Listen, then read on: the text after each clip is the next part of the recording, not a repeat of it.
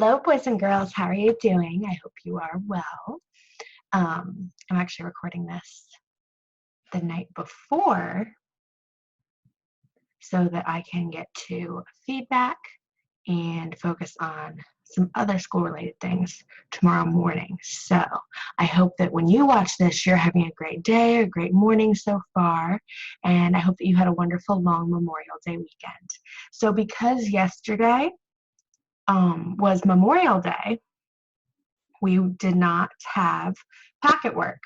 And today, so because of that, today is day 2 of packet number 6. So if we look at the packet where it says day 2, like I said, we're on packet number 6. The first thing we have to do is a phonological awareness activity.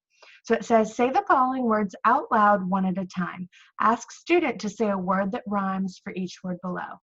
So your adult at home with you or older sibling, whoever's there, will say a word to you. So the first one is past. You will then say a word that rhymes with that word. So remember, when we're coming up with words that rhyme, the only piece of the word that's changing is the first part, the first beginning sound. The middle and end of the word should stay the same. That's how we know that words rhyme. So you're only changing the beginning sound. So like I said, the first word is past. Think of a word that rhymes with past. You're going to do that for all of the words. There are 5 in all. So that's what you're going to do. Your adult or person that you're doing this with will say the word. You'll come up with a word that rhymes with it. And underneath the chart, it says rhyming words can be real or nonsense. So we know that nonsense words are words that might not necessarily be real words, but they still follow the pattern we're looking for.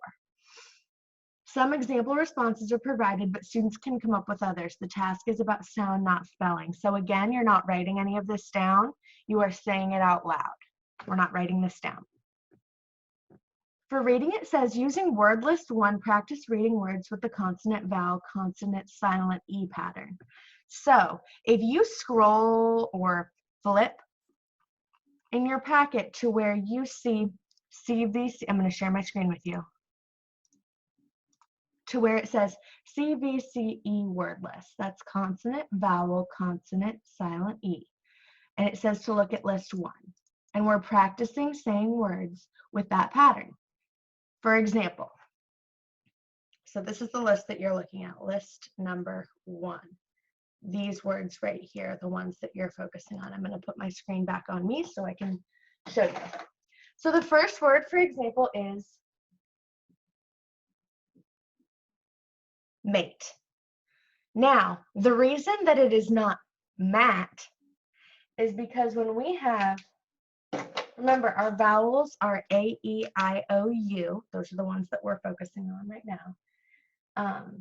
When we have a vowel, consonant, silent E pattern,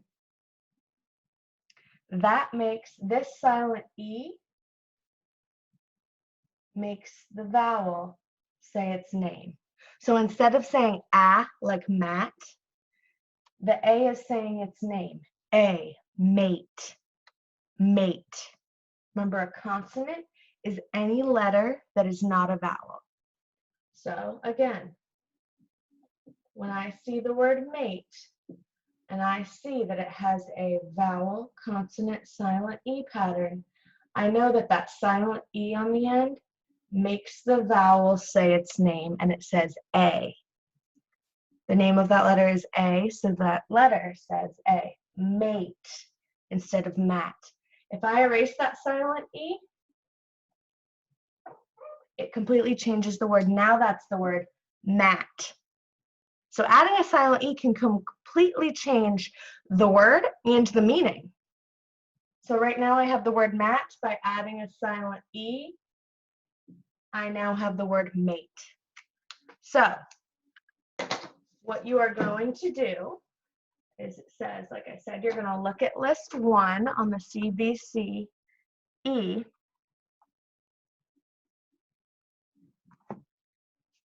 So, and all of these words, so again, if we're looking at mate, M is a consonant as well, so it's a consonant, vowel, consonant, silent E. That's the pattern. Consonant, vowel, consonant, silent E. And that E makes this vowel say its name. All of the words in list 1 on the CVCE word list are like that. So your job, what you are doing, is you are practicing reading words with this pattern. So you're going to read all those words in list 1 and make sure that you are remembering that that silent E makes the vowel say its name. Practice reading those correctly. The next thing that we have to do for reading says, read decodable text the same game from the VCE decodable text document. So this makes me think that this book that we're about to read is going to be having this vowel pattern a lot. So let's go ahead and see the same game. You're going to read it by yourself, but I will first read it with you. The same game right here. Share my screen. The same game. Jane and Dave had a big game to win. Jane will jump. Dave will run. Jane and Dave shake hands. The flag was up. The game was on. Jane had a red cape and hat in the game. Jane jumps up, up, up. Dave had the same red cape and hat. Dave will run fast, fast, fast. Did Jane win the game with jumps? Did Dave win the game with the run? Dave and Jane win the same game. Dave and Jane shake hands and wave. So after you have read that, and so now you're going to read that on your own. And it says, explain to someone how the VCE pattern in words works. So you're going to say this. You're explaining to someone how that vowel pattern works. So it gives you a sentence starter here that says, when I see a VCE pattern,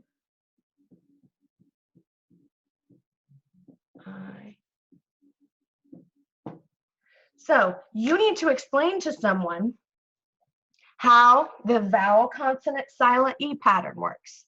You'll say, when I see a VCE pattern, I know that the vowel is what? Long or short? Remember, if it's short, it says, for example, the letter A. If the letter A is short, it's saying ah, ah. If it's long, it's saying its name. Same thing for I, O, U, and E. If the I in a word is short, it says I. If it is long, it says its name, I. If the letter O is short, it says ah. And if it's long, it says O. A, if it's short, it says ah. If it's long, it says A. If U is short, it says If it's long, it says U. And if an E is short, it says eh. And if it's long, it says E. So when I see a vowel consonant silent E pattern, I know that the vowel is, you tell me, long or short. That's what this lesson was about. Next is writing. For writing, your directions say,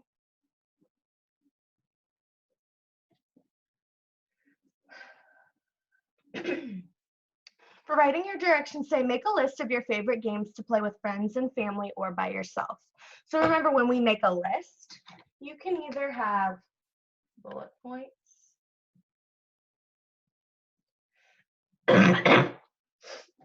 or you could number.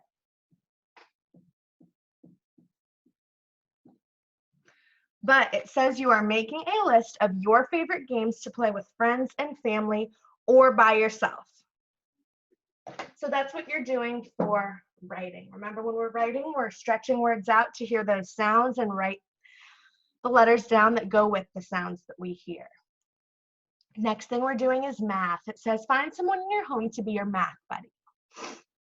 So that can be an adult, that can be an older sibling, that can be grandma, grandpa, mom, dad. whoever, find someone to be your math buddy. Now, you see some boxes that look like this. We're right here. It says, how many squares? Look at the picture above. How many squares do you see? Have your math buddy look at the picture and tell how many squares they see. So you are going to look at this and tell your math buddy how many squares you think there are. Then have your math buddy tell you how many squares they think there are. Explain how you know how many squares there are. Did you count or determine the number? So did you have to count each square, or did you know quickly, like when we do number talks? Remember, when we do number talks, we have a 10 frame. You know how many boxes are in a 10 frame, and you can quickly decide how many of those boxes are filled. So did you have to count out each box, or were you able to think about it in your brain quickly and figure out how many there were? Tell your partner that. Did you find the same number of squares as your math buddy, or different? If you got a different answer, can you convince your math buddy that you are correct? So that's your activity that has to do with the boxes. So you need to tell your math buddy how many squares you see, then they will tell you how many they see. You need to explain how you know how many squares there are. How did you figure that out? Did you have to count them, or did you figure it out quickly in your brain? Did you find the same number of squares as your buddy, or different? And then if you got a different answer, your job is to try and convince your math buddy that you are correct. After you've done that, we have another math activity that says, which one doesn't belong? Look at the picture below. Which one doesn't belong? Why? Can you choose another that doesn't belong? Why? I know we've had a long weekend, so we might not quite remember, but last week, I believe on Friday, the math that you did had to do with sides, angles, and vertices. So that's the last thing that we did in math. So kind of have that in your brain while you're thinking about this. So it says, look at the picture below. Which one doesn't belong? Why? Can you choose another that doesn't belong? Why? So you're going to see, I'll show you what you're looking at. We're looking at this here. Out of these 4 shapes, tell me which one does not belong. Then see if you can look at it a different way and tell me a different one that does not belong. After you've done that, it says shape drawing. Draw the following shapes: triangle, square, rectangle, and circle. Name each shape. How many vertices does each shape have? How many sides? Tell your math buddy about the shapes you created and describe how they are the same and how they are different. So that's your job for math, and you can write this all on a piece of paper. Explain, or if you printed the packet out or have the packet in hard copy, you can do it right on the packet.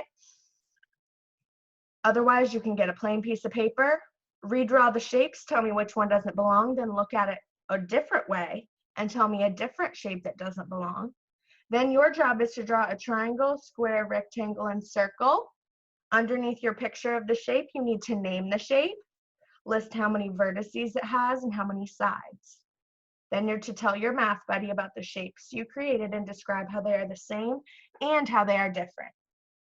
As a reminder, we said on Friday, or last week, whenever it was, that the sides are the long, straight parts of the shape. They are straight. This is why circles do not have sides, because there is nothing straight about a circle. Sides are the long, straight parts of a shape. The angles are where the sides come together.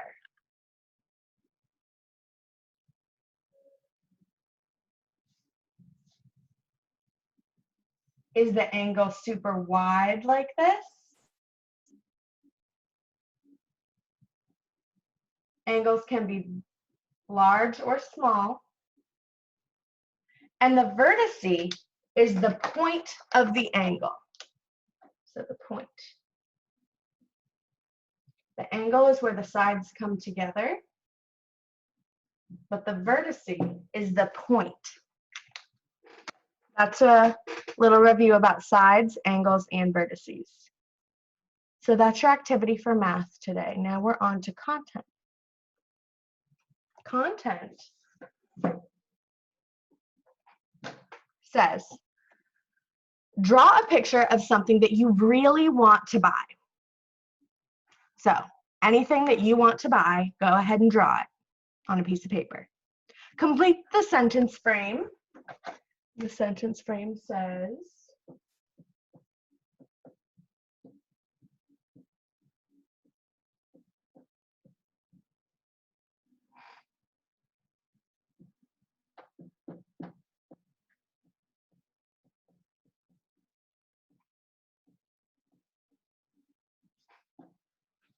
you will fill in this sentence frame. When I have money, I want to buy blank. You're going to put the name of the thing that you drew a picture of.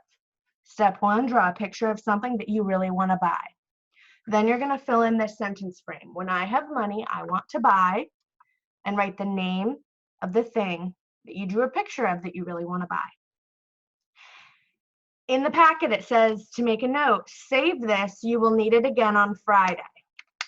So keep in mind, we're going to be looking at this again on Friday, so don't lose it. Then it says, answer the following questions about your drawing.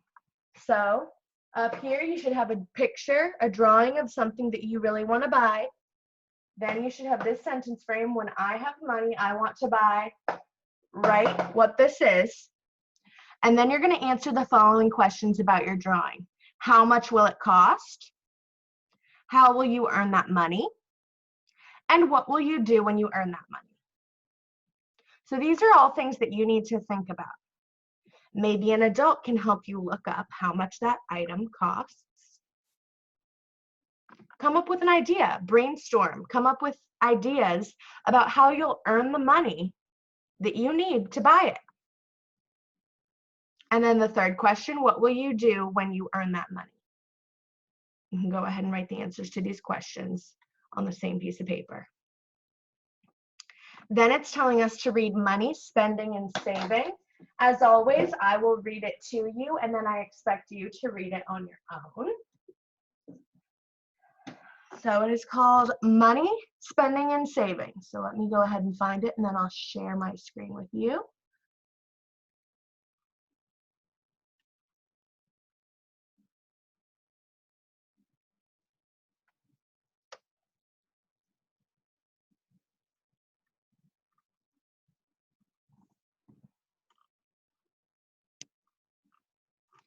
Okay, I believe it's this. Okay. So we've got the heading Money, and then another heading on the other page is Spending and Saving. Word to know, money, paper bills, and metal coins used to pay for goods and services. We've got some examples of money right here. Like it says, we have our metal coins that we know, and we also have paper bills. So money. We use money to get the things we want. We get money for working for it. Kids do chores, grown-ups do really big chores called jobs. Money comes in two forms. We use bills and coins to pay for goods and services. People can choose to spend money or save it. Over here it says spending and saving. Spend it now. There are so many things to buy. We spend money to buy all sorts of goods and services, such as books, ice cream, haircuts, and toys. Save it for later? Sometimes we want to buy things that cost a lot of money. If you don't have enough money to buy something, you must save. Saving money means you do not spend it now. You spend it in the future. You can save money for a new bike or a gift for a friend. People save to buy something later when they have enough money. So that's a little bit of information about the difference between spending and saving. After reading that story, it says, share your thoughts about, not really a story, information. That was a nonfiction piece. So remember, nonfiction gives us information and facts. Fiction gives us stories with characters and setting. So I made a mistake when I said story.